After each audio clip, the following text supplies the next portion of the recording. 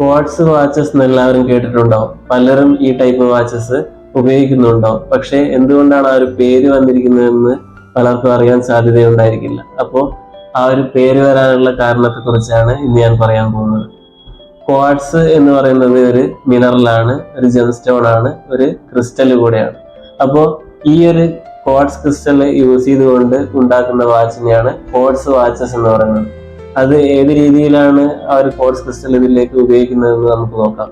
Quartz എന്ന് പറയുന്നത് ഒരു സിലിക്കൺ ഡയോക്സൈഡ് ചേർന്നിട്ട് വരുന്ന ഒരു ക്രിസ്റ്റലാണ്. അപ്പോൾ ഇതിനൊരു പീസോ ഇലക്ട്രിക് എഫക്റ്റ് എന്ന് പറയുന്ന ഒരു പ്രോപ്പർട്ടി ഉണ്ട്. നമ്മൾ രണ്ട് രീതിയിൽ ആ ഒരു എഫക്റ്റിനെ ഡിവൈഡ് ചെയ്തിട്ടുണ്ട്. ഒന്ന് ഡയറക്റ്റ് പീസോ ഇലക്ട്രിക് എഫക്റ്റ്, രണ്ടാമത്തത് കൺവേഴ്സ് പീസോ ഇലക്ട്രിക് എഫക്റ്റ്.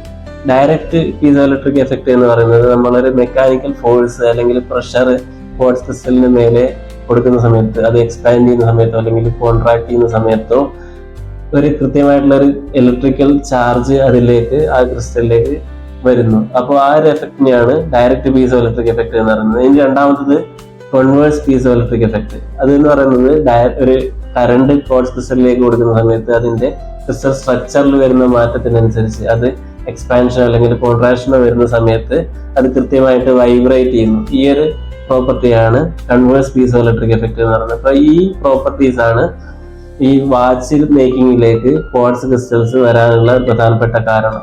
നമ്മുടെ ഈ ക്വാർട്സ് വാച്ചസിൽ ഒരു ബാറ്ററി ഉണ്ടാവും. ആ ബാറ്ററിയിൽ നിന്ന് വരുന്ന കറണ്ട് ഈ ഇതിൽ പ്ലേസ് ചെയ്തിരിക്കുന്ന ഒരു ട്യൂണിംഗ് ഫോർക്കിന്റെ രൂപത്തിൽ പ്ലേസ് ചെയ്തിരിക്കുന്ന മൈന്യൂട്ട് ആയിട്ടുള്ള ക്വാർട്സ് ക്രിസ്റ്റലിലേക്ക് കടത്തിവിടുന്നു. അപ്പൊ ആ സമയത്ത് ഈ പീസോ ഇലക്ട്രിക് എഫക്റ്റ് ഉള്ളത് കൊണ്ട് അത് വൈബ്രേറ്റ് ചെയ്യുന്നു.